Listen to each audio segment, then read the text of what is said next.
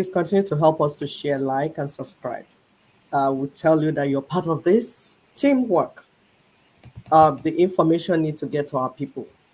The politicians, the church people, the social influencers are the ones blocking the information. Not that our people don't want to hear. Our people do want to learn. The few of them that we've been able to go through to go and discuss with, they're always excited, even the youths. But like we said, the church is blocking this information to reach our people, from reaching our people. The politicians, because the church is working for the politicians. Yes, the church collective. We know there are some individuals, small pastors, priests, and everything, but the Church of Nigeria as an institution is holding the indigenous peoples of Africa and the entire Black race down, because church in Africa is business. So they want to continue that business while our people die. That is not mission of Jesus Christ. They do not represent Christ in Africa. I will say it again. The Church of Nigeria does not represent Christ in Africa, because Christ is for liberation. Christ is for the freedom of the people, total emancipation of the people. So there's no freedom you're preaching if you call yourself a church leader and the people are not free. You can see people suffering under colonialism, and you continue to say you're preaching what gospel? It's not preaching, you're doing business. And because of that business you're doing, you don't want this information to get to the people so that they will not be free. You know, when they're free, your business, because your business is running on deceiving the people and manipulating. Desperation, yes. Desperation, yes. When the people are suffering, they run to the church, because where can they go? So your business thrives on the suffering of the people. We understand what you're doing. And that's why you don't want this message to get to the people. So my people, continue to share this information to our people. Your groups, they need it so that we can finish up what we've started. Thank you. Please go ahead. Thank you. Thank you so much. Arresting the outcome of fraudulent presidential election. Of course, as part of our show, we cannot move forward without reminding ourselves that we still, tenants as at the Usman Danfodio estate.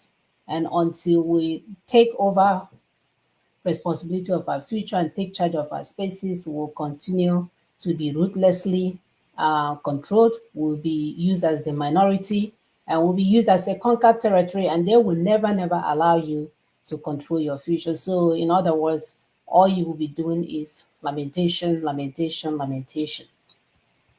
So our objective today, we're going to look at why are Africans easy targets. Why are the Africans, like to play victims? They're always, captured in a corner somewhere and they can't get themselves out of the mess. And a lot of them don't want to learn how to get themselves out of the mess, or don't care how to get themselves out of the mess. We are going to also look at Africans need strategies and tactics to end this evil cycle. And when the destiny of the people is at stake, what we need to do. And of course, we cannot end without the spotlight on the wisdom of our ancestors. So today we'll be looking at craftsmanship in Igbo culture. All right, so why are Africans easy targets? Wow, very good question. Why are Africans easy targets? We know that we are so easily distracted. We do not pay attention to our surroundings because, God will do it for us. He will come down from heaven and take out anyone that wants to take us out. And we've been watching that happen, to happen. To our amazement, it has not happened. Every time we are distracted, something comes and knocks us off our, balance. And then we know that we are also distracted by religion, entertainment, as well as social media. And then what about being ill-informed? A lot of people do not know what is going on. They don't want to know what is going on. They cannot comprehend what is going on. Like you will be talking to someone now, they will be telling you about something right in front of you. And these are PhD holders. These are Harvard graduates that we're talking about. So when you are at that level, after Harvard gave you the degrees, I know you guys pay for it. You pay for school fees for 10 years. They gave you that degree, and now you're a Harvard graduate. So at least you went there and the computer was on. When they come out and you're telling them what is happening and what we need to do, is doing this over their head. Ill-informed people, they are unable to take care of anything, take care of responsibility, or even take charge. Rather of getting informed, they will make the choice to endure hardship. And their churches will write them serenity prayers so that they don't have to worry about changing things they cannot change. They will sit there and swallow it. And then what about the victim mentality?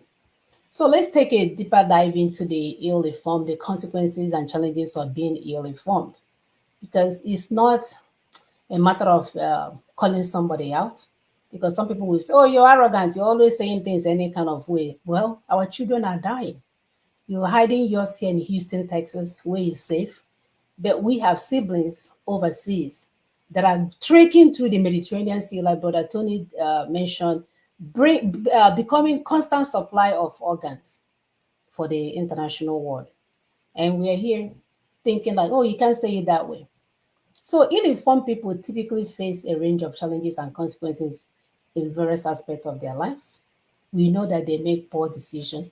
They suffer from poor decision making. We know that their decisions are based on misinformation or incomplete understanding, which now can lead to undesirable outcomes in their personal and professional lives. And we know that it can also affect their financial decision, their health choices, and more, right? Someone is telling you that you have diabetes, do not eat too much rice. And every day you're eating rice thinking God will do it for me. You're on your own because somebody else have gone ahead of you to study what happens when you consume a lot of carbohydrates. And then there is missed opportunities. Lack of information can result in missed opportunities for personal or professional growth. Ill-informed individual may not recognize or take advantage of that opportunity that could have benefited them. And case in point is what we're doing with Ninas. You guys are missing the opportunity to live a new life. You're missing the opportunity to have a new nation. You're missing the opportunity to build something that you will be happy about, that is sustainable, that will continue to favor your children even when you're not here. When we talk about equity, fairness, and justice, people that go to church don't understand it. We're talking about equity, fairness, and justice. People don't understand it. We are not on the radio shouting. We are not asking you to give us money. We're asking you to understand the strategies of what needs to be done so that we don't miss the opportunities to be our best.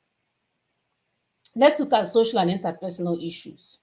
Misinformation or ignorance can strain relationship and lead to misunderstanding with others. It can also contribute to social conflict and difficulties in communication. So as we're telling you what Nina's strategies are, some people are there arguing. I know Brother Tony, I spoke to him the other day. Oh, are you here eating angara with me? And then you want me to believe that you know what the issues are? My dear, the problems are unending. We cannot continue to be ill-informed. Are we talking about the health risk factors that I mentioned earlier? When you're being told this is what you need to do, you think using olive oil. I know my poor mother suffered from that. We were here buying medications from her. She abandoned it and she was using her olive oil. And she has been gone out of this place for the past 12 years. We will spend money, buy expensive medication, FedEx it back home. When she died, she had a whole pharmacy in her bedroom. She wasn't taking any of her medications. If we are sitting in the church and say, Hasia made this one and he told her to do this one. She lost her life. What about the financial consequences? We know that people overspend. They don't even know when the economy is up and down. They always fall victims to scam because they want to make cash quickly without thinking through about this cash that I'm making quickly, does it make sense? And of course, they suffer a lot of financial hardship. What about the legal issues? In America, they will say that ignorance of the law does not excuse you to the legal consequences. So you pretending that you don't know what is going on in Nigeria, you pretending that you don't know that constitution is a problem, that every time you go to the election and somebody, pledges to uphold that constitution, that you're still in the same quagmire. If you're not understanding that because you think you can waggle your way, wingle and mingle out of it somehow, because that's the only thing that works in Nigeria, email you to a guy the other side, we pick it up from the other side. And you can only do that for so long. It limits your personal growth. You become vulnerable to manipulation. Even when Obi will come and tell you that Nigeria is like a car without engine, because you're so ill-informed, because you're so misinformed and disinformed, you will believe that being obedient will change your life. You will believe that going to election that you know is already fraudulent will lead to a desirable outcome because you're easily manipulated. You just chant obedient. Once you're just chanting obedient, obedient, obedient, it will solve the problem. My dear. All right in front of them, everybody fell face down. I'm telling you. And now, the same people, you would think they would be out on the streets making noise, bringing everything down and insisting on righteousness. No, as you're speaking, a lot of them are looking to see they can go to Canada and run out of Nigeria. They are looking to see the same people that were putting all their money for the obedient. They are looking to waggle away. Yeah, some that made money from obedient have already used it to relocate. They have gone. My dear, that's the challenges that we are facing. And then what about stagnation? You will remain the same. You will never change. Nothing makes sense to you. So people are telling you there are ways of doing new things now, right? It used to be before Telegram. You have to go somewhere and pay all this money for somebody to send 2 messages for you. But you can sit in your office right now and send a whole encyclopedia to someone else in a second by a click of a finger. Yes, no. I don't want to go to computer. I'm over here. And people are moving forward. They would rather use their phone to dance a willow rather than get informed. Rather than get informed. With all the information that will improve you as a human being, you would rather use your data to look at nonsense. And then the last but not least, difficulty navigating complex systems. So if you cannot navigate 1+1, if Obi can come and trick you into thinking that he's the change that you seek, you know you have a long way to go. Because just looking at him already should have, if you have any kind of wisdom in you, should have told you that no, because when he goes there, he has to uphold the same constitution that is holding me down. That alone, if you are not comprehending that, or the complex system he can navigate. And he went already to the people, the enemy, to promise them. He went to England, promised them he will keep the constitution that is holding the people down. He went to Sokoto and all the Usman and Fodio generation and descendants, promised them the same thing. Our people are saying it. Yet somewhere in the middle of their brain, they are thinking they will bring something good out of this institution of lies. It's mind-blowing, my sister. It beats me. It beats me. All right, let's move forward. Victimology, because we love to play victim. But let's look at the colonial part of it, right? So what about the historical legacy of colonialism?